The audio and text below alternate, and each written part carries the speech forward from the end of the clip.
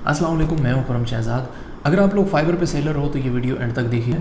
Number one पे fibre जब आपको टॉप रेटेड सेलर बनाने जा रहा होता है तो मैनुअल प्रोसेस के अंदर जब वो सबसे इंपॉर्टेंट चीज़ है जो वो चेक करता है वो होती है कम्युनिकेशन स्किल।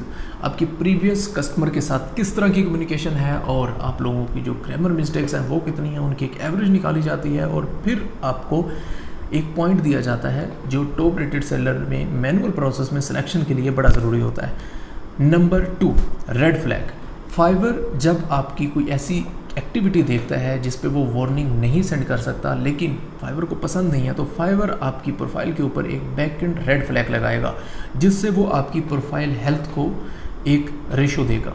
उस रेशो की बेस पे जब भी आप कस्टमर सपोर्ट से बात करते हैं या जब भी फाइवर को आपको वार्निंग सेंड करनी होती है तो आपकी जो रेड फ्लैग वाली हेल्थ है वो देखते हैं, उस बेस पे आपके अकाउंट को डिलीट किया जाता है या वार्निंग दी जाती है या फिर आपकी गिग की रैंकिंग को डी रैंक किया जाता है। तो लिहाजा कोई भी ऐसी सर्विस जो फाइवर लाइक नहीं करता, रिकमेंड नहीं करता तो उसको आप कोशिश करें ना सेल करें। लाइक यूट्यूब पे व्यू सेल करना, यूट्यूब के ऊपर सब्सक्राइबर सेल करना या फिर कमेंट सेल करना या फिर सोशल मीडिया के लाइक्स वगैरह सेल करना, ये ऐसी सर्विसेज हैं जिनको फाइवर लाइक नहीं करता और आप लोग नॉर्मली ये चीज़ें सेल करते हो। नंबर थ्री के ऊपर जो है वो ये है कि आपको फाइवर की जो गिग रैंकिंग मिलती है वो बाज़ औक़ात कंट्री बेस मिलती है। लाइक कभी आपकी गिग जो है वो इंडिया में रैंक हो रही होगी, कभी यूएसए में, कभी यूके में। लाइक जब मैं फाइवर पे सेलिंग करता था तो तब फाइवर के ऊपर जब मेरे ऑर्डर कोई लगभग 80-100 के राउंड बोर्ड होते थे तो अक्सर ऐसा होता था कि मुझे सिर्फ और सिर्फ इंडिया से ऑर्डर आ रहे होते थे और कभी कभी ऐसा होता था कि मुझे सिर्फ और सिर्फ यूएसए से और यूके से ऑर्डर आ रहे होते थे। तो इट्स मीन के कभी कभी गिग इंडिया में रैंक हो जाती थी और कभी कभी गिग जो है वो यूएसए में। फाइवर डिसाइड करता है कि आपकी गिग कहाँ पे रैंक करनी है। नंबर 4 पे जब भी आप फाइवर से कांटेक्ट करते हैं और कांटेक्ट करने के बाद आप लोग उनके रिस्पांस का वेट कर रहे होते हैं तो उस दौरान फाइवर आपकी जो प्रोफाइल हेल्थ है और गिग्स हैं उनको सबको देखता है और उस बेस पे आपको वार्निंग भी भेज सकता है।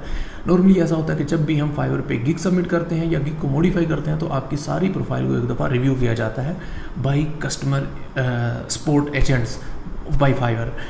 तो लिहाजा कांटेक्ट करने से पहले अगर आपकी सर्विसेज रिस्की हैं, लाइक वो यूट्यूब की व्यू सेल कर रहे हैं या सब्सक्राइबर शेयर सेल कर रहे हैं, तो इट्स मीन के आपकी जो कांटेक्ट करने की जो एक्टिविटी है वो थोड़ी सी रिस्की हो सकती है।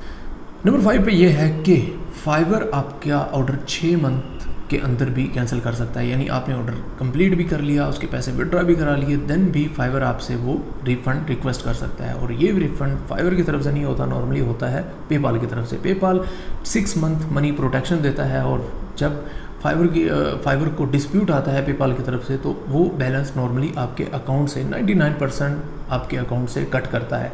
तो ये भी आप लोगों ने ध्यान रखना है कि कभी कभी ऐसा भी हो जाता है। लाइक मुझे एक ऑर्डर आया, 3 मंथ गुजर चुके हैं, मैंने वो विड्रॉ भी करवा लिया, कंप्लीट भी कर दिया था दूसरे तीसरे दिन और उसके बावजूद मुझे पेपाल डिस्प्यूट आया और फाइनली क्या हुआ कि मैंने वो पेमेंट फाइवर को पे की तो देन उन्होंने वो पेमेंट एडजस्टमेंट में पेपाल को सेंड की तो पेपाल डिस्प्यूट भी आ जाता है। तो ये थी 5 चीज़ें। इसके अलावा 5 चीज़ें मैंने रखी हुई हैं